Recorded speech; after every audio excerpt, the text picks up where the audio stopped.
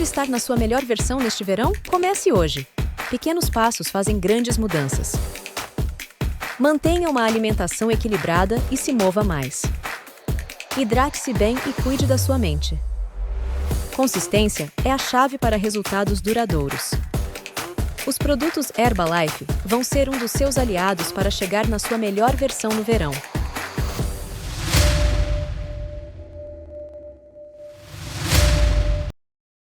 What is, for you, what is the most spiritual experience you've had while either listening or performing?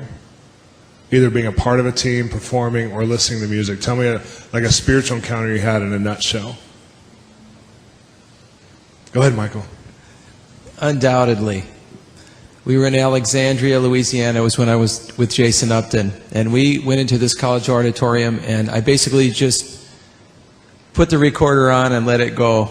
And we were doing sound check, and I looked up to the ceiling, and I started seeing this fog coming through, and I figured it was just like the condenser in the air conditioner in the coil or something. This fog starts coming in the room, and I started feeling a whole lot of God all of a sudden, but I really didn't put two and two together. I'm a little slow on the uptake sometime, and so I asked the janitor, I said, hey, what's that stuff coming out of the ceiling up there? And he looked up there and he said, I don't know, there's no pipes up there.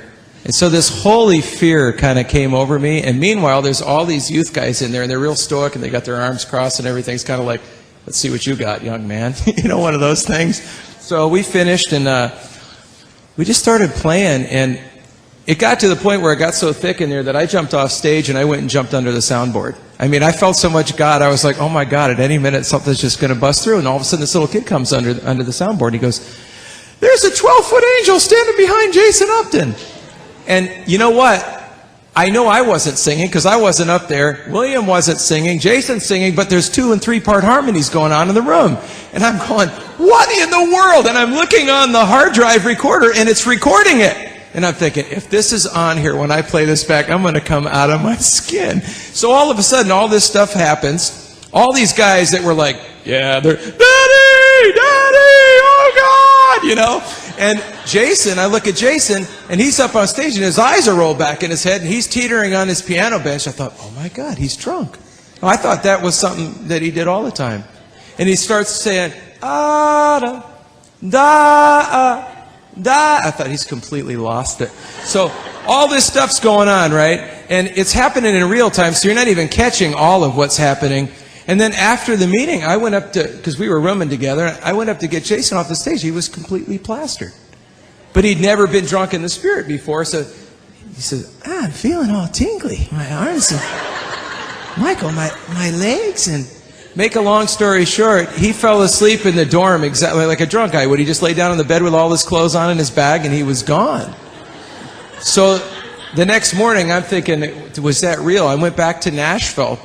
And I'm in there with this engineer friend. I was producing the project, and sitting on there, we're going through all the material. We get to the song Fly.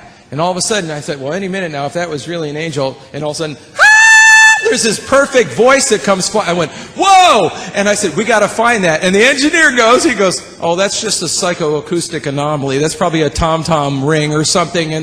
So I thought, oh yeah, well, let's find it then. So we start going through, we start soloing out each channel, not a tom-tom, not a keyboard, blah, blah, blah. We get through everything except Jason's vocal. Now remember, the kid said there's a 12-foot angel behind Jason.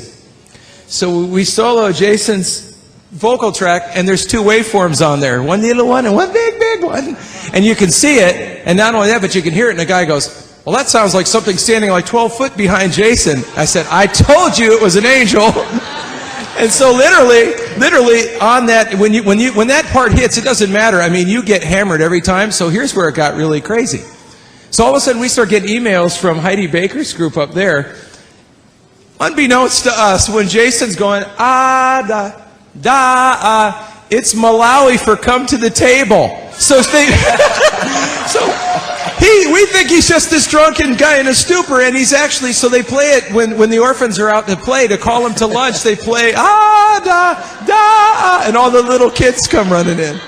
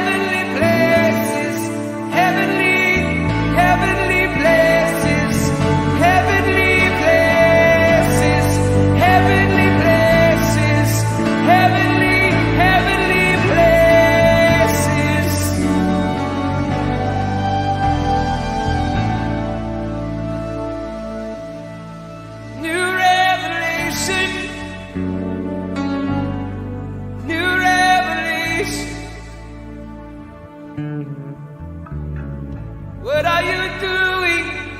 Where are you going? You're gonna give.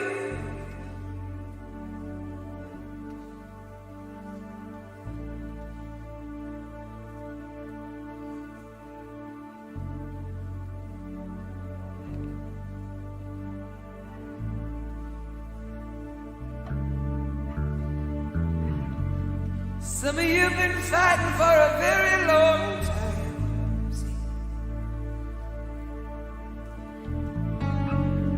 Some of you have been fighting that ground warfare for a very long time.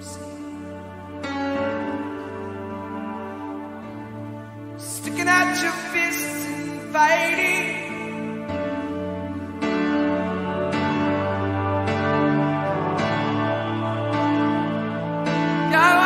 Take it to new places, new places, new places, new places, new places, new places, new revelation, new revelation, new perspective, new perspective.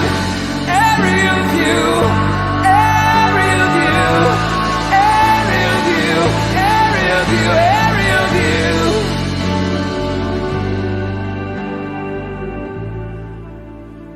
I declare over you, God has given you the air.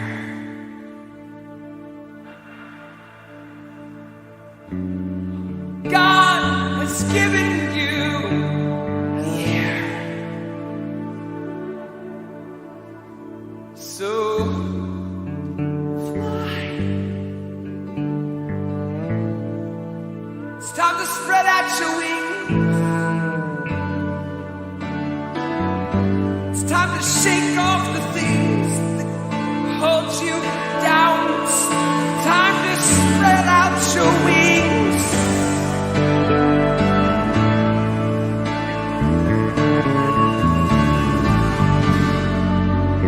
And fly.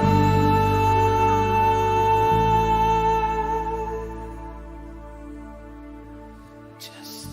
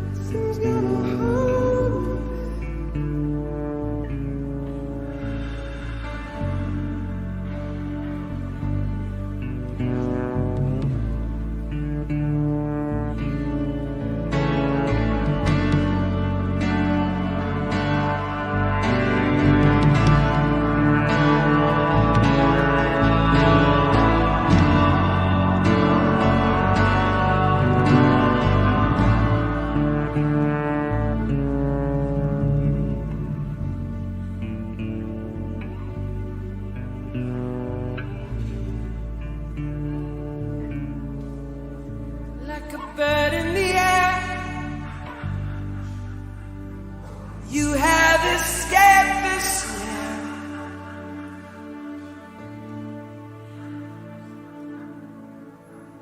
Like a bird in the air.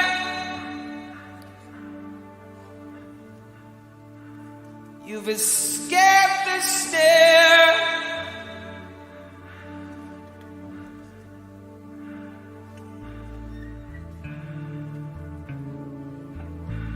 Like a bird in the air, you've escaped the snare of the enemy.